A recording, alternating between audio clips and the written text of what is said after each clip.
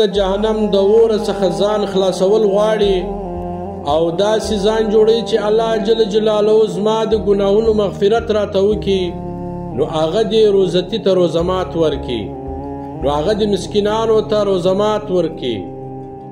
جناب رسول الله صلی الله علیه وسلم فرمایي که چا یوه روزتي ته روزمات ورکوي، یعنی یو روزتي سړي د ده په ډوډۍ باندې روزه ماته کړه، د ده په اوبو وبسلو، نو الله جل جلاله به دی د جهنم د اور څخه وساتي.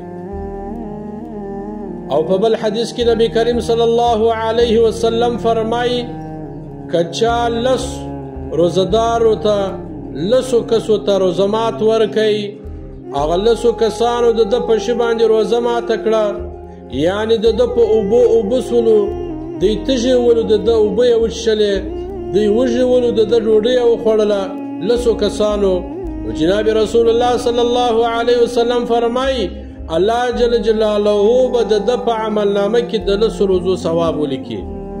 ای زما عزتمند ورونو مسلمانانو، باید موږ تاسې په اطرافو وګورو، باید موږ تاسې په کلي کې وګورو.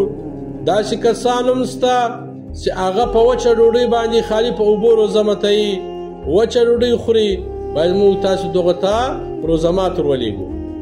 بیا روزه دوله ثواب لري چې ته په روزه کې د یو روزتي سړي ته ډوډۍ ورکړې، که هغه هر څونه سرمایه‌داره وي، که پیسو والا وي، چې هغه ستا په ډوډۍ باندې روزه ماته کړي، لا هم دا ثوابونه الله جل جلاله تعالی درکوي. ما عزتمند ورونو مسلمانانو، باید موږ او تاسې د روزتي عزت وکړو، خپله هم روزه ونیسو او د بل روزتي هم عزت وکړو، احترام یې وکړو، ښه سلوک ورسره وکړو.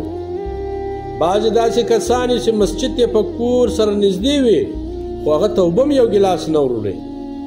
روزه خو لرې خبره ده، د روزه مات دپاره یو شی وروړې، بلکې یو ګیلاس اوبه هم هلته نه وروړي. ها په دا شرط به دی سالنګ وروړي او اوبه به وروړي چې کله دی دلته روزه ماتوي. که چیرې ده په مسجد کې روزه نه ماتوله، بیا یو ګیلاس اوبه هم هغه مسجد ته دی نه وروړي. داسې مه کوئ، هر څه چې کوئ د الله جل جلاله د رضا دپاره کوئ، د دې دپاره یې مه کوئ چې ته په هغه کې خپل مطلب وینې، خپله فایده وینې، بلکې دغه فایده ووینه چې زه دا روزه مات د مسجد ته ورلېږم، نو دې دا فایده ده چې الله جل ماته په ورځ د قیامت دې ثوابونه راکړي. زما د جهنم د اور څخه ځان خلاصول غواړي او داسې ځان جوړي چې الله جل جلاله زما د ګناهونو مغفرت راته وکړي، نو هغه دې روزتي ته روزمات ورکړي، نو هغه دې مسکینانو ته روزمات ورکړي.